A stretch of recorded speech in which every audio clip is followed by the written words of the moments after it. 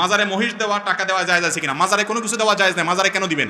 মাজারে দিলে সেটা তো মাজারে যারা ওই যে আপনার গাঁজা খা, ওই গাঁজাখোরদের আরো সহযোগিতা হবে, এটা জায়েজ নাই।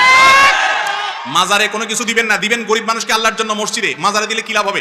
যিনি মাজারে শুয়ে আছেন উনি যদি আল্লাহর ওলি হয়, উনি যদি নেক মানুষ হয়, ভালো মানুষ হয়, তো আপনার এই জিনিসগুলো কি তার কবরে ঢুকবে?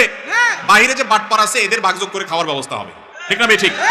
মাজারে কোনো কিছু দিবেন না, মাজারে মানত করবেন না। মানত হবে আল্লাহর জন্য, আল্লাহ ছাড়া কারণে মানত করলে শিরিক হবে। একটু আগে বলছি কোনো ইবাদত কবুল হবে না যদি শিরিক করেন। কথা কি বুঝতে পারছেন? কোন প্রকার মাজারে কোনো দান দক্ষিণা মান্নত করা যাবে না। মাজারের ভাই, মাজারে যাবেন কবর জিয়ারত করে দেন, সেখানে কিসের দান? ওখানে আপনি দিবেন, বাটপাররা সব ভাগযোগ করে খাবে। দিবেন গরিব মানুষকে, মসজিদে, মাদ্রাসা, ইসলাম মাজার নির্দেশ। ভাই মাজারে যদি কোনো কিছু দেওয়ার নির্দেশ থাকতো তাহলে হাজী সাহেবরা পোলটা ভরে নিয়ে রাসূল করিম সাল্লাল্লাহু আলাইহি সাল্লামের কবর দিয়ে আসতো। আপনাদের এলাকায় যতজন মক্কা মদিনায় গেছেন রাসূল সাল্লাল্লাহু আলাইহি সাল্লামের কবরে কিছু দিয়ে আসতে পারছেন? তাহলে রাসূল সাল্লাল্লাহু আলাইহি সাল্লামের সাথে বড় কবর কারোর আছে দুনিয়াতে? তাহলে ওয়াদা করেন সবাই কোনো মাজারে কোনো কিছু দিবেন না, ঠিক আছে তো ইনশাআল্লাহ? সবাই হাত তুলে ওয়াদা করেন। আল্লাহ আমাদের শিরক মুক্ত সমাজ গড়ার তৌফিক দান করুন।